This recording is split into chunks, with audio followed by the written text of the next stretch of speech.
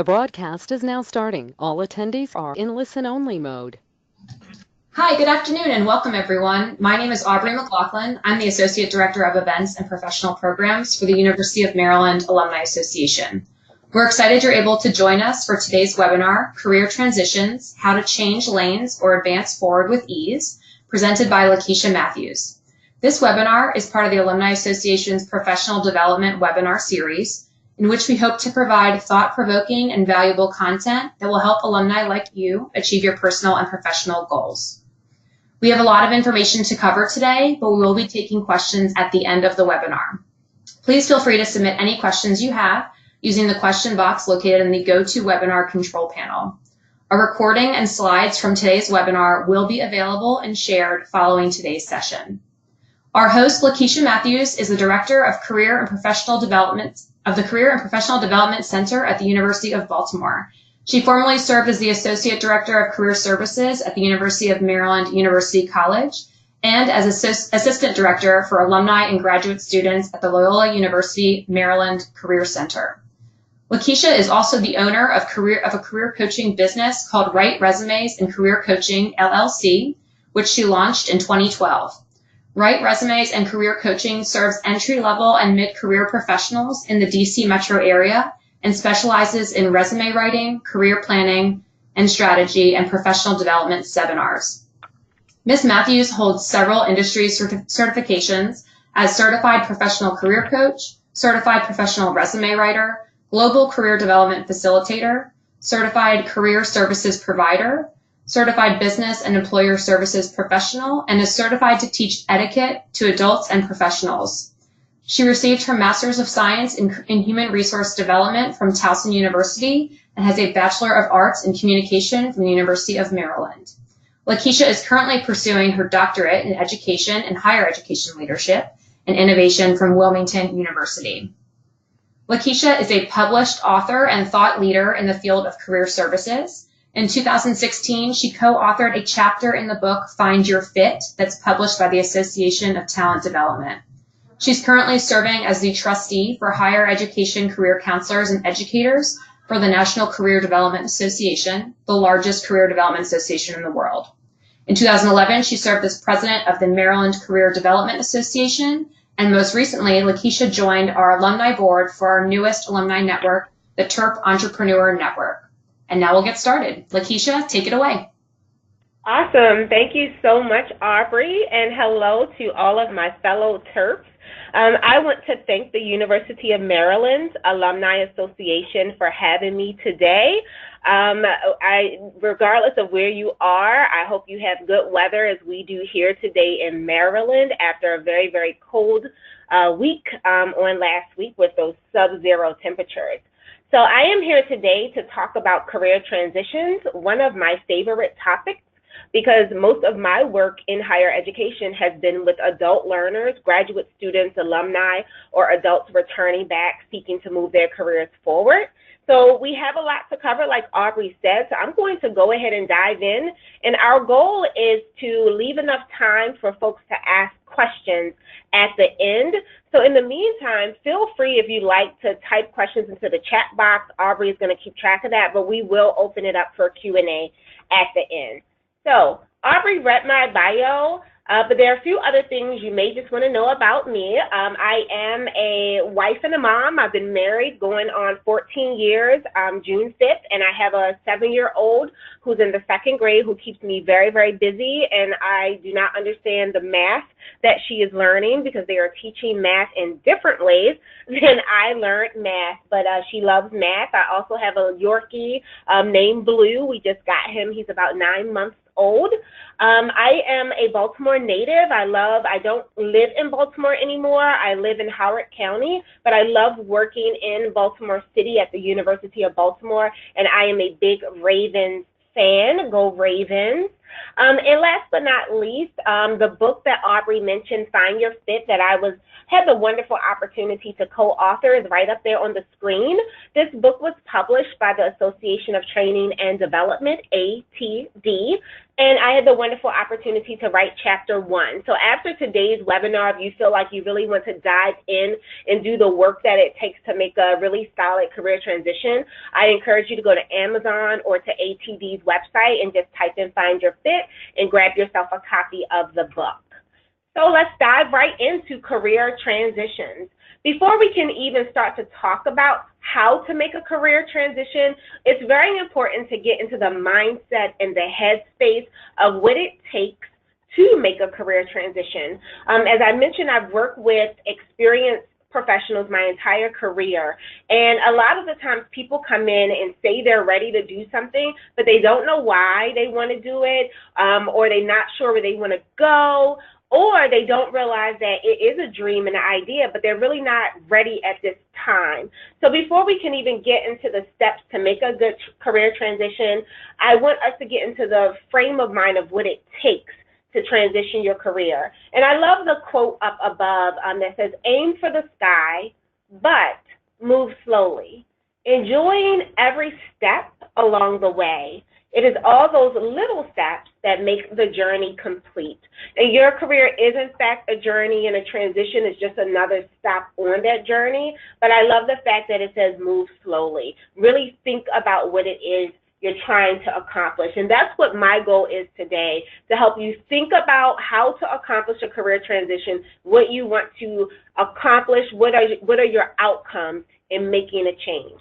So first, start and think about your why. Why do you want to make the change? And even list your reasons. When I present, I do like to give homework and activities, and since we're not in the same room, for those of you who are at a desk or in a room where you have paper and a pencil, please grab something to write with and go ahead and start listing some of your reasons. If you don't mind sharing, feel free to start typing some reasons in the chat box about why you are thinking about making a career transition. Okay, so know your why is very important, and we'll talk about that later. Embrace the fact that it's a journey. A lot of folks that I've seen go into a career transition end up being very stressed, having a lot of anxiety about making a career transition, or get frustrated because maybe they waited too long to make a career transition. Embrace the fact that making a career transition is a part of the journey. It is an extension of where you are today. Think about it as a short-term or long-term goal, but don't forget to connect with your today and understand that hopefully what you're doing today is going to aid in making where you want to get to tomorrow. And then also, think about it as growing forward. A lot of the times when we work with employers and I go out and I talk to companies, they say, you know, everyone's just thinking about themselves. They're thinking about the money they want, the title they want, or what they're trying to accomplish personally, but they're not really thinking about what they've done that's going to help my company get better. So a part of the journey is making sure that what you do today is setting you up for the career transition. And we're going to talk about how to do that. And then last but not least, you also want to focus on getting ready for change. Change is not easy. As a matter of fact, you can Google it, but if you look up major changes that really can cause stress in people's lives, everything from getting married to buying a house, starting a new job, having kids, all can cause major stress, and career transitions, in fact, can cause stress. So really think about where you are, especially if you're like me and you're an experienced professional. Are you ready to move on? One of my favorite groups to work with are those folks who are thinking about retiring, because sometimes they have half of the foot in the company and half out, and they know they don't want to be there anymore, but they're afraid to file that paperwork to say they're actually moving on to retirement. So really assess, am I ready to make a change? Think about ways to manage your stress in the change, because change is hard, and change will inflict some pressure on you. So be prepared for that, and then be real with yourself about, is it the right time? what you really want from the change. I've talked to so many career changers, and we'll have a great conversation, talk about their dream job and what they want to do, and then they say, but the reality is I need to make this much. But the reality is, I have to get my kids from work, so I can't have a job that requires evening hours. The reality is this. So we need to think about our realities. They don't have to stop us or hinder us, but they are something that we have to take into consideration when we're making a career transition. All right, so let's keep going. The other big piece about getting our mindset right about a career transition is that you're not alone. Sometimes it can be very isolating, particularly if you're in a situation that you want to get out of, and you can feel like you're all alone in it, but you're not. So a quick poll, I would like to know about how many jobs do you think the average person has during their lifetime? A, 5 to 7, B, 12 to 15, and C, 20 to 25. And I believe Aubrey's going to jump in here because we have a poll that'll come up on your screen. Yes, so right now on your screen, you should see the opportunity for you to vote for those of you that are joining us by computer. So we'll give this a couple of seconds here just to collect everyone's votes, and then we'll share with everybody who's on. Awesome. Thank you, Aubrey.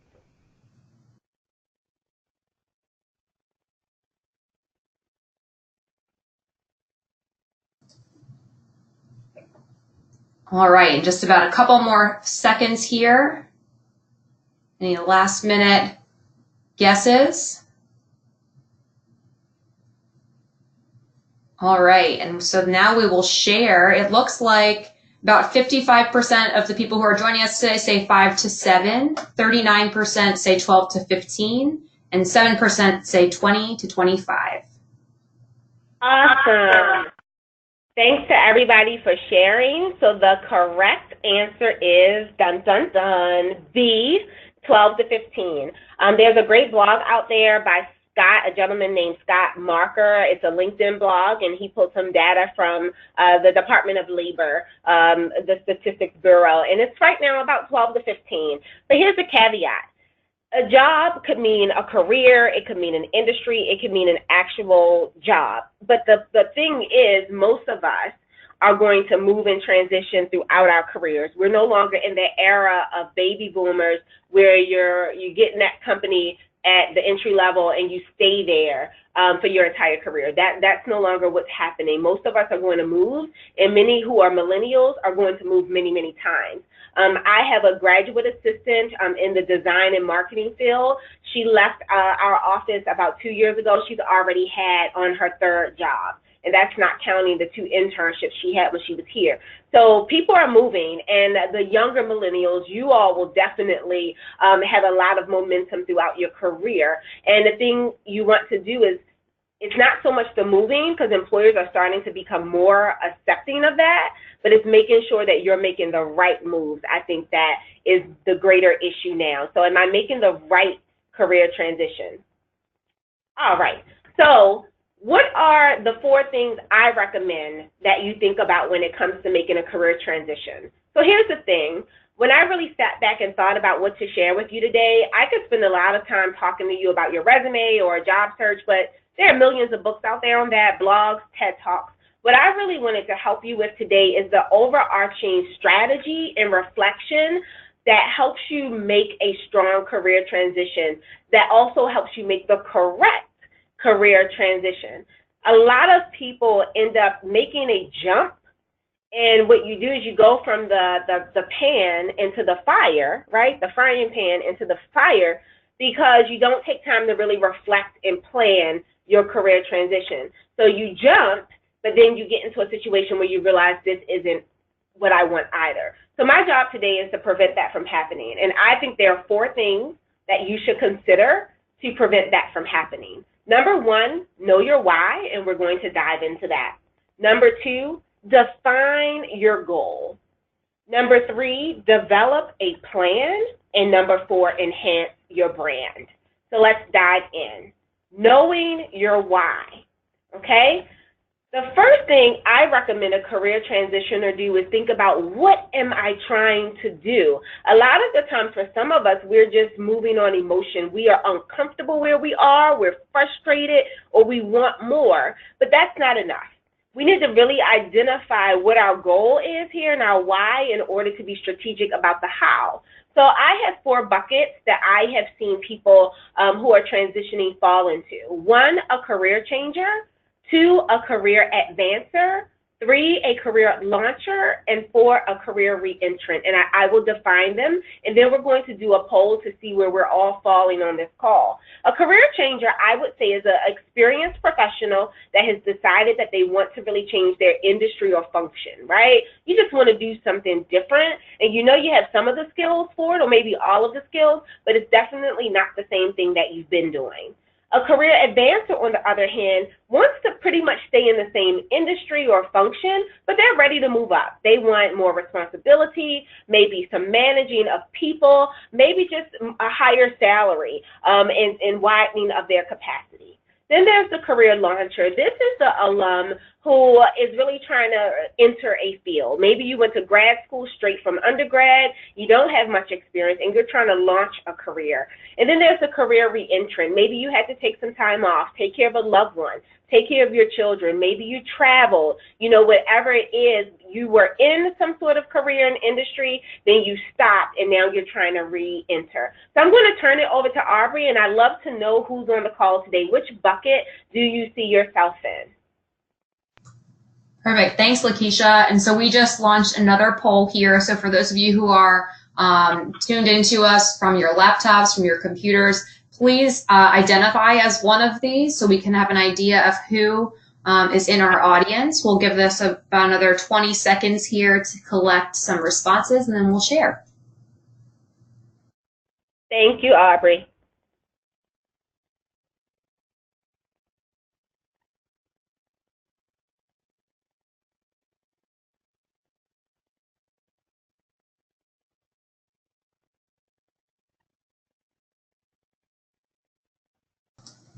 Okay, it looks like we have collected most of the responses. At this point, it looks like 57% of everyone is identifying as a career changer, 30% as a career advancer, 7% as a career launcher, and 7% as an entrant. So thank you so much for participating. Awesome. Thank you all for participating. This is very informative for me, and wow, to look here and see that many folks are trying to make a career change says a lot. I almost wish we were in a room together because I would love to hear these stories. And then those of you who are trying to advance your career, that also is definitely a career transition. Myself knowing what it's like a few years back moving into management.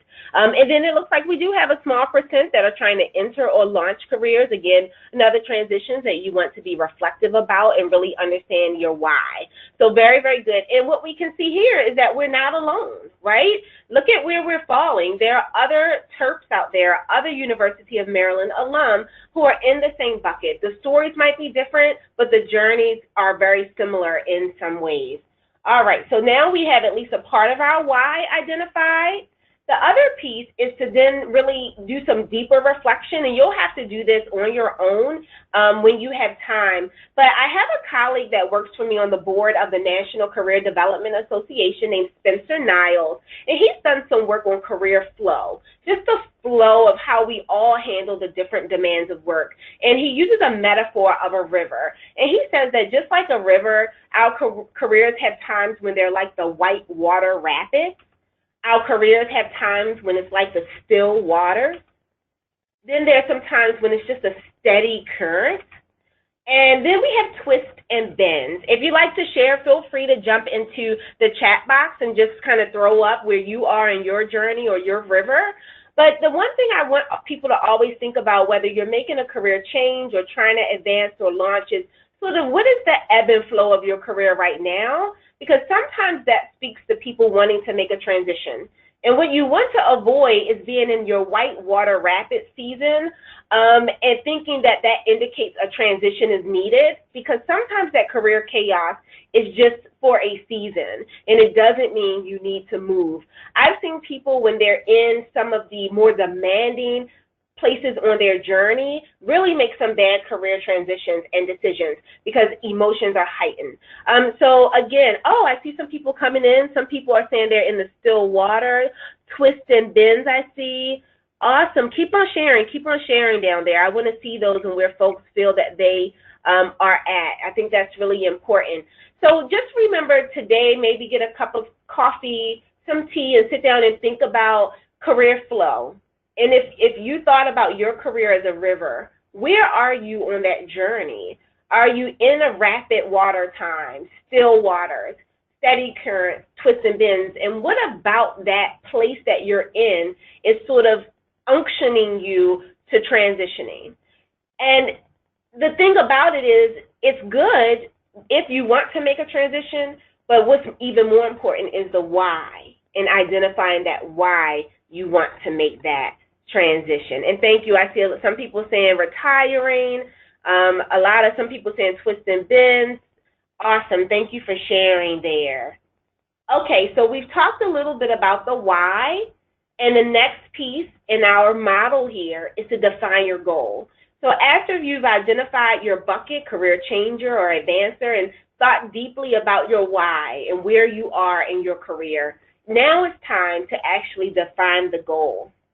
Here at the University of Baltimore, we actually primarily have adult learners. So most of the clients that we work with my team are between in their late 20s all the way into their 60s. And we use a methodology called GROW. So when our clients come in, we want to make sure that they have action steps when they leave. So instead of just dialoguing about what you want to do, we're focused on identifying the goal and then identifying the action. And GROW is simply an acronym for what is your goal, what is your reality, what are your opportunities, and then what are the wrap-up actions you need to take to move towards this goal. Okay? So when it comes to a career transition, after you've deeply reflected and after you've identified kind of where you are on your winding river, if you decide a career transition is for me right now, I'm not running from something, I'm not overwhelmed and just trying to make a decision based on my emotions, I need a change, a transition. The first thing you want to do is identify your goal. What outcome are you seeking? And this is where a lot of people get jammed up because they make a jump and then they get somewhere and realize, I don't want to be here either, right? The company's not a good fit. The boss is wacky. It just doesn't work. So we can prevent that if we think more about what is my outcome? Am I looking for work-life balance? Am I looking for more money? Am I looking for a different title? Do I want a new function? Do I want to grow in an area? What is the outcome you are seeking from your career challenge? Then there's the reality of it. What challenges will you experience or are you experiencing while you're trying to make this transition? And this really goes back to the change piece, right? The mindset that we talked about at the starting line of making a career transition. You are going to experience some bumps in the river as you make a career transition. It's not just always going to be easy. Sometimes it is, sometimes it isn't. So how about we be proactive of thinking about the challenges that we may face, because there's normally ways to get around those challenges and there are normally solutions for those problems.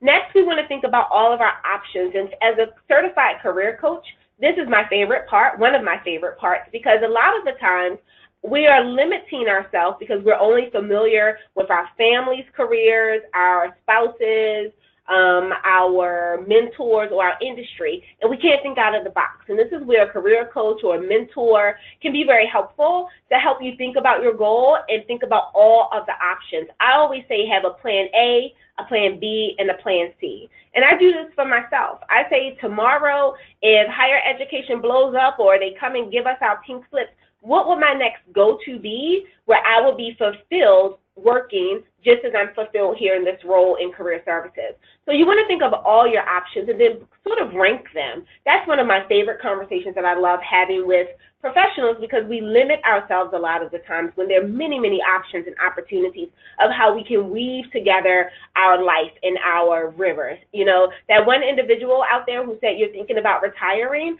lots of great things you can do in retirement, from continuing to work to giving back. So many ways you can put that together, but we have to be broad-minded in thinking about those options. And then last but not least, what are the action steps? My career center is an action-oriented career center. We don't believe in just talking to folks about their dreams. We believe in putting them on paper and moving towards action. We're very behavioral in how we work with our students here, because they are adults, many of them. So really identifying the steps that you'll need, which takes me to the SMART goals. So when we talk about grow, the first thing you're going to say is, what are my outcomes? What are my goals? And then you're going to break those goals down into SMART goals. Many of you may be familiar with SMART goals, a great acronym for a goal being specific, measurable, attainable, relevant, and time-based.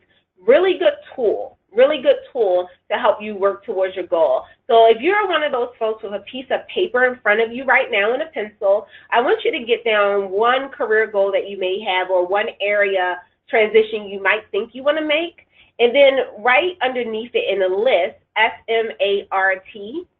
And at a later time, I want you to sit down and really work through that goal and work it out as a SMART goal. This is the thing about a transition. If you keep it in your mind only, that can be very frustrating. It almost becomes like a burden. But when you get it down on the paper like a map, right? Think about that. Go back to your river. You're on a river, whether it's calm, white water rapids, whatever it is. If you have a map and you know your outcome, your goal, it's easier to navigate that river than if you're just there with your paddle, your boat, and your life vest, okay? So later on today, think about your grow, your goal, your reality, your opportunities, your action steps. Take those action steps and then break them down into SMART goals: specific, measurable, attainable, relevant, and time-based. And Aubrey will make sure everybody gets a copy of the slides, because I know I'm throwing out a lot of acronyms, so you will get these so you can really work on this at a later time. The other piece I want to throw out is that goals must be timed well.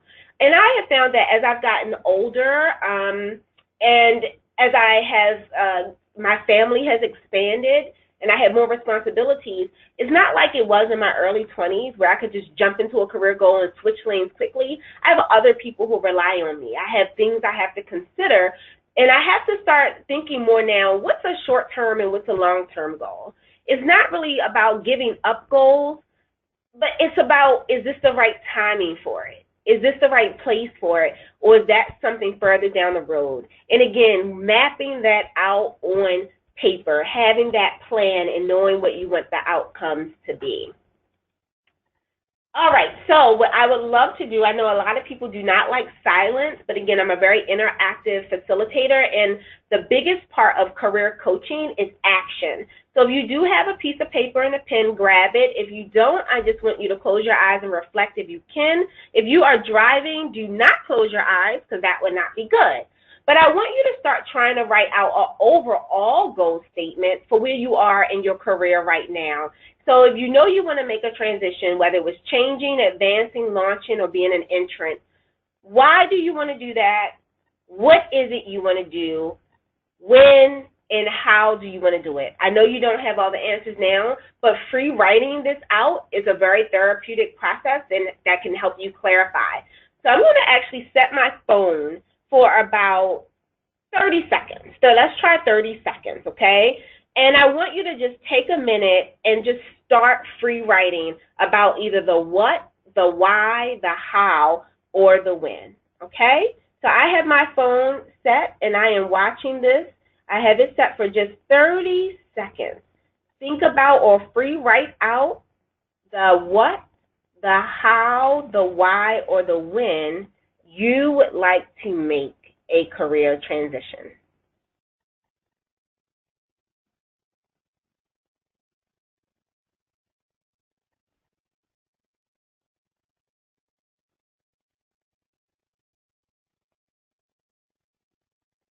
Okay, you have about 19 seconds left.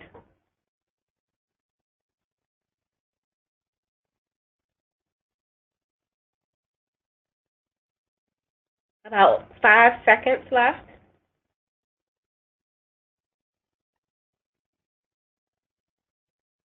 All right, I think that was over 30 seconds, and I know that's not a lot of time, but this is what I want you to do. I want you to get somewhere today when you can get into a quiet place, just you and your thoughts, and I want you to focus on one of these, the what, the why, the how, or the when, because really understanding your outcome and the goal here is so important to solidifying that you, in fact, do want to make a transition.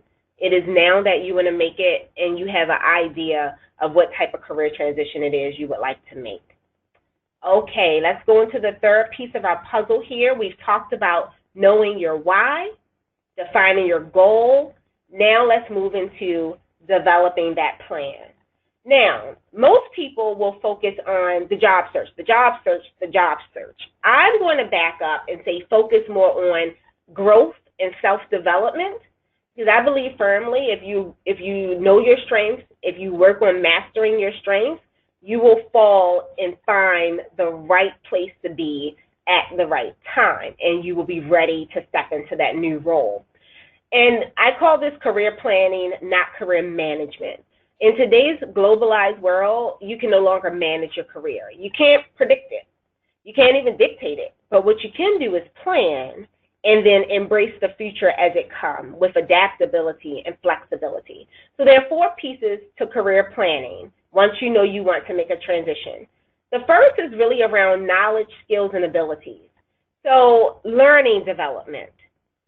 Is there knowledge that you need that you don't have that can help you make a career change, advance, launch your career, or re-enter?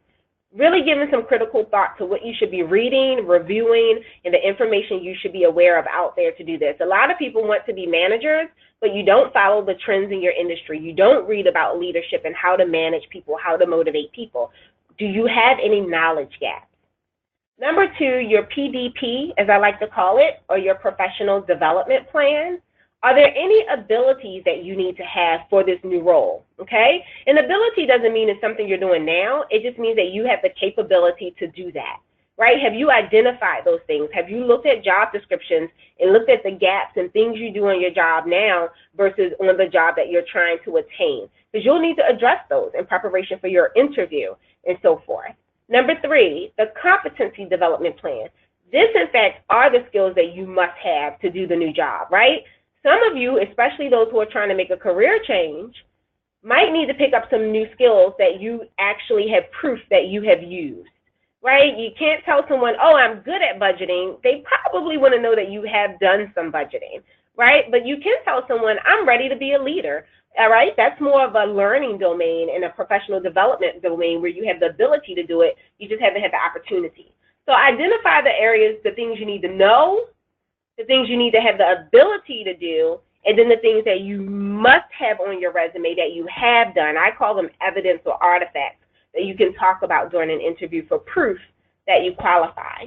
And then after you've thought about those things, your job search plan, because just applying blindly to websites is not enough. It takes 3 to 6 months to find a job, and the hidden job market is still the quickest way to acquire a job. I got my last 2 jobs because of the hidden job market. Someone said to me, please apply for this, or told someone about me. So that is why networking is so important and having a professional brand.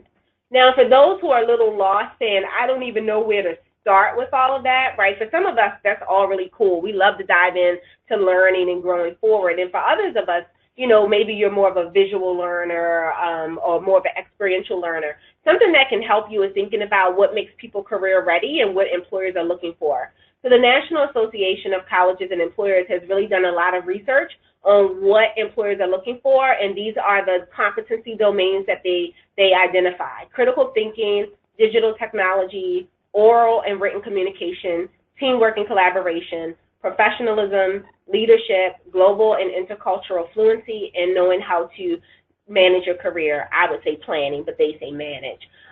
So these are some areas you can think about. How do I show up in these areas right now? Am I strong in all of these areas, or which ones do I need to work on? For those who want to transition into management to advance their careers, You can use the Office of Personnel Management's Senior Executive Service competencies. I really like to show these to folks who are thinking about management. They say you need to think about experiences leading change, being a results-driven person, having business acumen, building coalitions, right? So leadership competencies are different from follower competencies. So these are some of the knowledge domains or the skill domains you might want to be thinking about now and growing in now so that you can make your career transition. You don't think about these things once you're in the job search. These are the things you think about now, which is why it's important to identify both your long-term and your short-term goals, okay? And last but not least, let's look at the final part in making a solid career transition, which is enhancing your brand. And this is really bringing it all full circle. So if you've reflected on your why, if you've identified your goal and outcomes, and you're developing yourself, then all you need to go out there and do is to paint a clear picture to employers of who you are, and that's in refining your brand. And a brand changes, your brand should be growing, it should be transforming as you move along in your career, as you flow down your river, okay? A brand is not an action, it's a thing. It is it's an action, not a thing. A brand is identifying, understanding, and being able to clearly communicate who you are. And I think this is where a lot of people who don't do their work get jammed up. If you don't know your why, if you haven't identified your goal, if you haven't been developing yourself, how can you transition, right? But if you've done all of that, you have a brand. And it is your brand that gives you the unique competitive advantage. So your brand is something you work on. It's who you are. It's not just a thing. It's not just a headshot or a nice outfit. And I think that's really important to think about that, because a lot of us believe we are a certain type of professional in our heads, but how do we show up to other people? What do other people see when they engage with us, okay? So the brand is really about what makes you different, understanding your value factors, and making sure that what makes you different is actually what people see, okay? So that your perception of what you're putting out there is also the perception of what people are seeing. Remember that first impressions matter. So if you're trying to make a career transition, you almost have to go back to like being an entry-level employee. Every relationship, every touch point matters, because you don't get a second chance to make a first impression. And letting people know that you're about to make a career transition and your why is very important, but how you show up is even more important, because it proves to people that you can do the job. Remember the 7-11 rule, that people make 11 decisions about us in the first 7 seconds of contact. So if you're the one that wants to advance in your career in your current company, what are you showing people? What are they perceiving about you in the first 7 seconds that they engage with you? When you sit down at the table for a meeting, when you show up for work, when you're in the break room, what are people getting from you? And then remember that everyone has a story, and you can shape your own narrative. And this, I want to say, is so important for the career changers, the launchers, and the entrants, especially the re-entrants. If you stepped out of the workforce and you're coming back, or if you're trying to change your careers, do not negate your narrative, regardless of if it was a negative situation that even happened. Own your story and tell your story. Don't let anyone else shape your narrative. Make sure that your professional documents tell your story. Why? Because hiring managers, if they can't perceive the story, will disregard it or make up a story about you. And as a hiring manager myself, it's very true. So have a story, and the story starts with your why. The story continues with your knowledge, your skills, and your abilities. And the story culminates with your value factor. That is your story. And then, of course, like any other career transitioning workshop or a professional will tell you, you do need to have all of your professional package essentials, your updated resume or curriculum vitae, a cover letter or bio. You do need a social media presence, and if you're not a Facebook, Instagram, Snapchat, and whatever else is out there kind of person, please do consider LinkedIn because it really is the electronic Rolodex of today.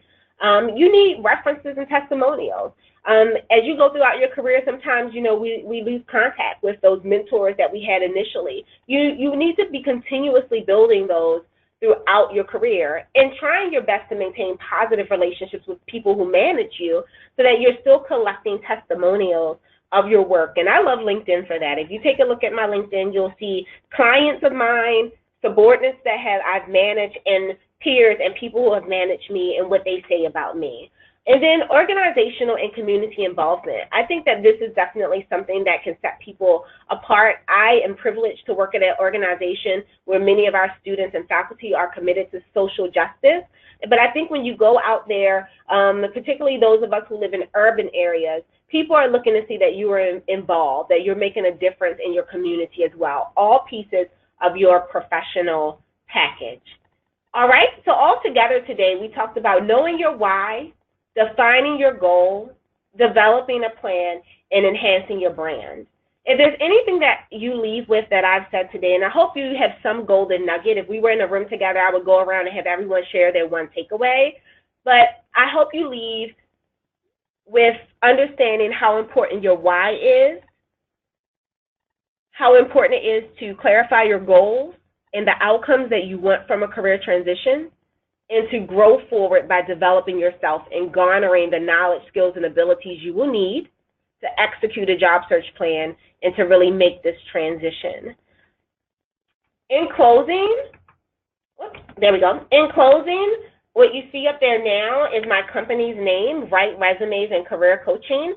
I am the principal owner and career coach. I've been in business since about 2012, and I do virtual career coaching as well as provide affordable documents as far as resumes, LinkedIn, and cover letters for professionals. Feel free to reach out to me at writeresumes.org, writeres@gmail.com. And whether you need any more assistance on your journey or you just want to stay in contact, I love to connect with Terps and alumni. Please connect with me on LinkedIn if you're out there and let me know what you thought about today or what your bigger takeaways were. I, again, want to thank the University of Maryland Alumni Association. I want to thank everyone who dialed in today. I hope you got something from this session. And right now, I'm going to turn it over to Aubrey so we can transition into our Q&A. Awesome. Thank you so much, Lakeisha. We'll take the remaining time for some questions. Just as a reminder, if you do have questions, there is a question box in your control panel. So feel free, go ahead and type those out. Lakeisha, we do have a couple of questions here that are ready to go. First one, can you share any advice that you have for those that are currently working remotely in their jobs? Sure, absolutely. Good for you. I hope that working remotely allows you to balance out work and life. However, I do know as a person who worked from home for a little bit at UMUC that it can be very hard to network. It can be very hard to connect and really share your brand. So some of the things that I have read when it comes to virtual employees is, number one, making sure that people know what you're accomplishing at work. So making sure that you're checking in, letting people know on a weekly basis maybe or bi-weekly what you've accomplished and how you have contributed. Taking any opportunity to be on base when you can, or at least to dial in virtually through Skype, Zoom, or whatever technology is being used so people can see your face and you can see theirs. And I would even throw in creativity in saying that just like we do informational interviews or I grab a coffee with colleagues on campus, maybe just checking in with people for 15 minutes instead of always emailing. I do think when you work at home, sometimes we have to jump off the email and we do need to hear people's voices. I think that that can be very, very important. Those would be the tips, the top tips that I would say. Great, thank you. What steps would you have for somebody who wants to advance in their career field, but their current job has been terminated? Okay, let me make sure I'm understanding. What I think I'm hearing is you're no longer working because your position was terminated and you want to advance. And to be honest with you, I think employers can be a little bit more forgiving when you have experienced a layoff of some sorts. It just matters how you incorporate that into your resume as well. In some instances, I think networking can be your best bet. And I say that because when you have been laid off, but you're also seeking to advance, you are banking on being able to communicate to people, not only that you can do the job, but that you're worthy of more money, you're worthy of managing other people or having some higher level of capacity, and that takes other people vouching for you sometimes. So I think that it's doable, but I would say networking is probably going to be your top choice there. And then number two, being connected in your industry. I am in an industry where it is very important to know other people in my industry throughout my state, region, and I'm involved on a national level. So even if something were to happen in my current job, I have people around the state or around the nation who can vouch for who I am. So again, you want to have artifacts and evidence, and sometimes it doesn't all come from the workplace.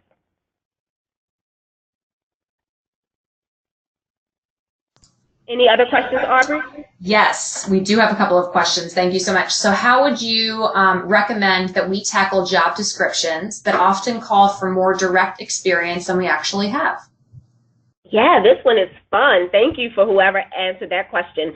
We have a wonderful activity that we do with our students because, again, I work with mostly adults, and it's called a gap analysis, G-A-P, gap analysis. What you want to do is basically take a job description and make a T on a piece of paper or in a Word doc, and then pretty much check off all of the skills, knowledge, or abilities that you have that matches, and then highlight the ones that you don't. And then you want to do some critical thinking, working with a career coach, a manager, a mentor, and think about how can I garner the knowledge, skills, or abilities that they're asking for that I don't have. And this is what that will look like. Some of us, for instance, I just did performance appraisals in my office, and I have an employee who knows that she wants to advance and eventually become a director, though it may not happen this year or next year. So my conversation with her is, what experiences do you need here in our place of employment that will set you up for your future goals? So if there are opportunities in your current job, stretch goals, things that you can volunteer to do, that's great because you can add them to your resume and someone can vouch for them. Number two, I'm a big advocate of involvement, giving back to your profession. There may be things that you can't do on the job that you could do for professional association. For instance, I have a colleague who is now a dean at a school, a VP, and she didn't have any really hardcore budgeting experience. So the professional association that we belong to, she stepped up and volunteered to be the fiscal treasurer. And it was a big learning curve for her, but she got a chance to work with an accountant.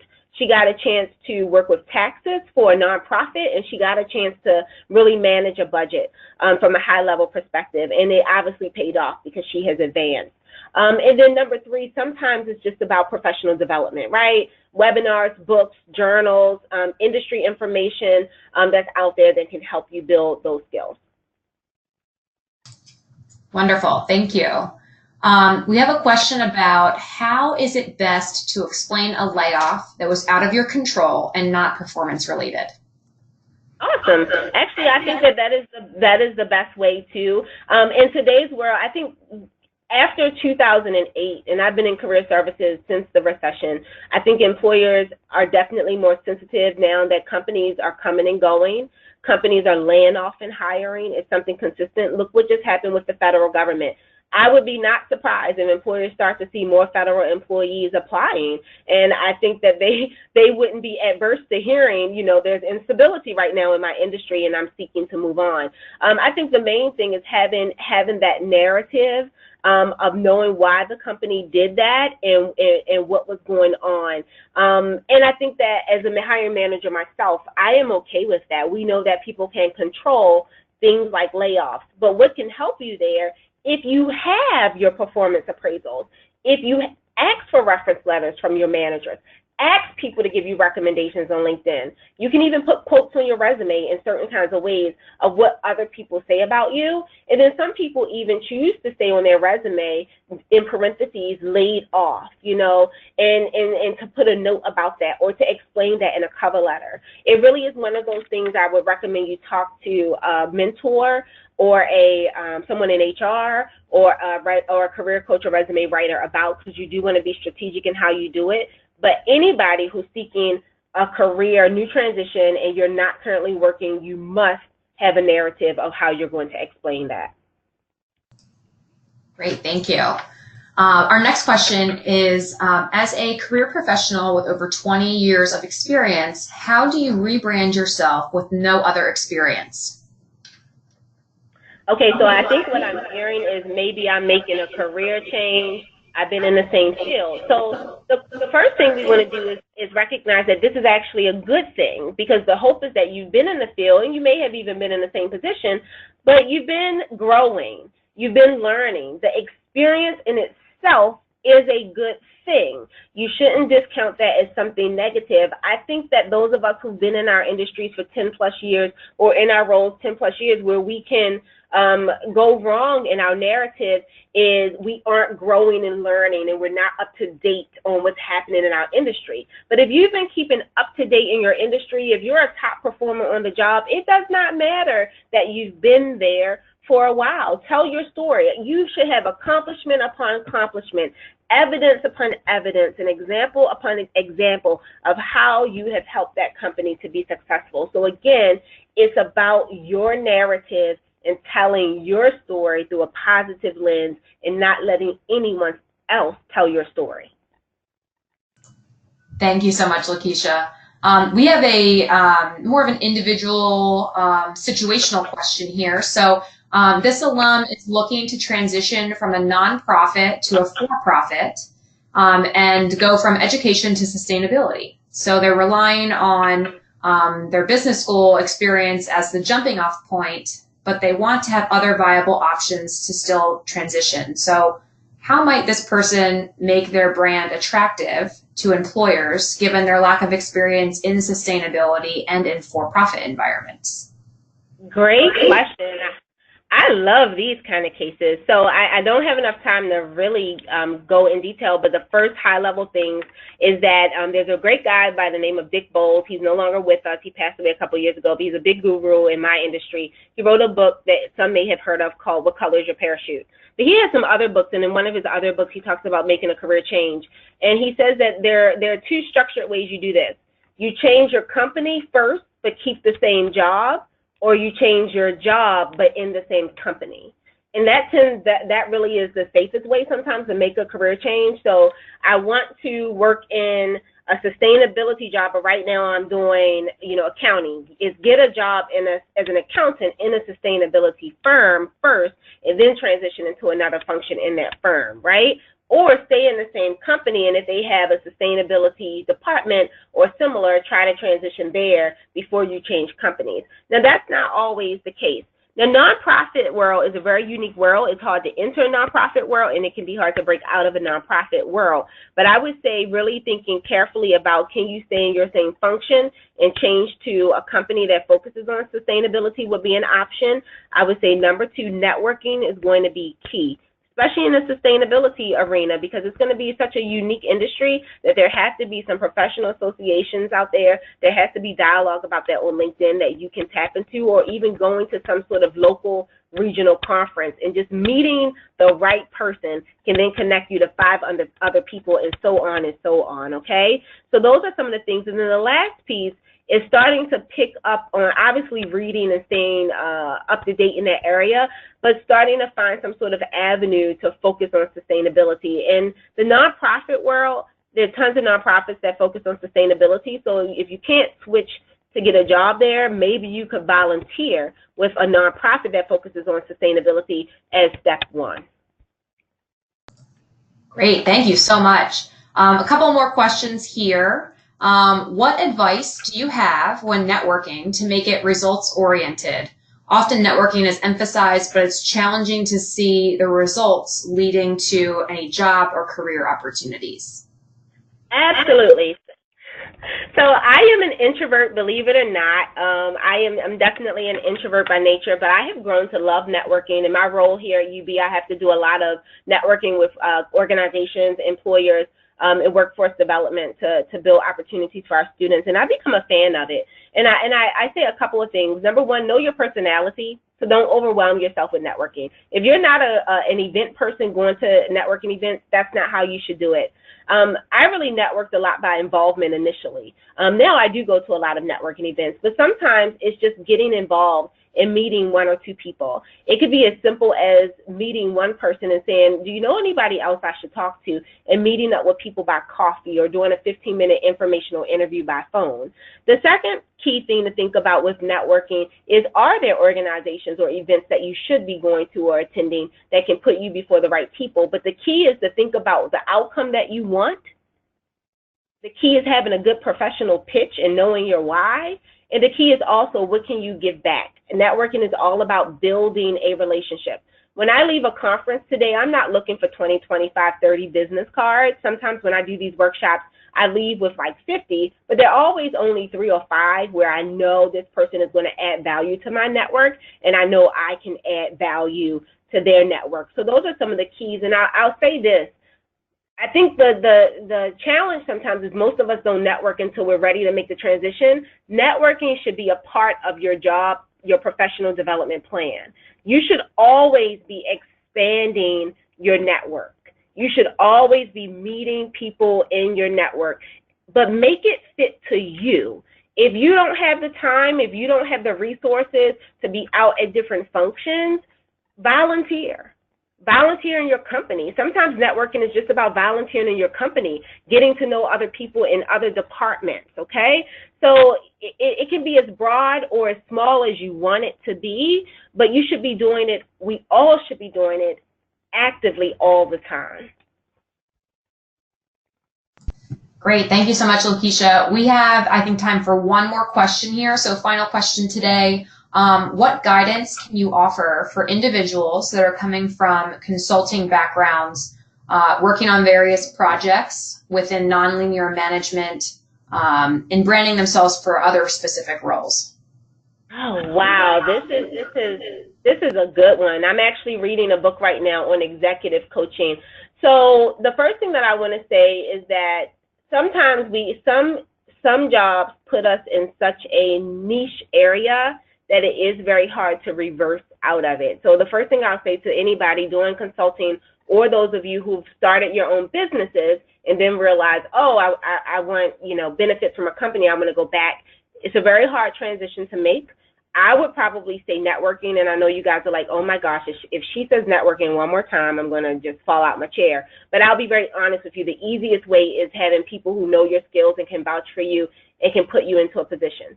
Working backwards, I'm going to tell you what people are concerned about. As a hiring manager, if you've been out there doing consulting, you've been out there having your own business, or you have a side hustle, right? I have a side hustle, and you have it on your resume. The first thing people are thinking is, is this person really want to work here, or is business bad for them, and are they only going to be here for a minute and then leave? Second thing that they're worried about is, are you going to be wanting more money? A younger manager might be worried about, are they going to try to take my job?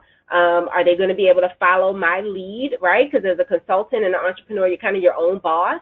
And then the third thing, they're going to be worried about, are you going to be so ambitious that you're not going to be focused on the company? If you can give answers to why you won't fit into any of those buckets, I think that you can create a narrative that can help you find the right role. But I would probably say you will want to work with a career coach and really target the right role. So for instance, in my industry, it would be very easy if I decided to go into retirement to walk into another career center and go back to career coaching and not managing, right? But what would not be easy is if I went full-time on my own and probably came back in and said I wanted to be a manager. There may be some concerns about that and some conflicting areas. So that is a more complex career transition. It is doable. In summary, my advice would be networking, but I think identifying the outcome there and really having a narrative to prove all of the naysaying that takes place with that is probably important, just as important. Great. Thank you so much, Lakeisha. It looks like we've covered all of our questions. Before you wrap up, Lakeisha, is there anything else that you wanted to cover today really quickly? No, again, just thank you all for your time. I have really enjoyed this. And please, if you got something out of this, connect with me on LinkedIn. I'd love to hear from you. Awesome. Thank you so much. Well, feel free to connect with Lakeisha directly if you want to continue the conversation or would like more information regarding your own personal situation. As a reminder, I will be sending out a follow-up email to everyone who was on today with today's recording, as well as Lakeisha's contact information, so you have it. I want to thank everybody for joining us today. Have a wonderful rest of the day, and go Terps!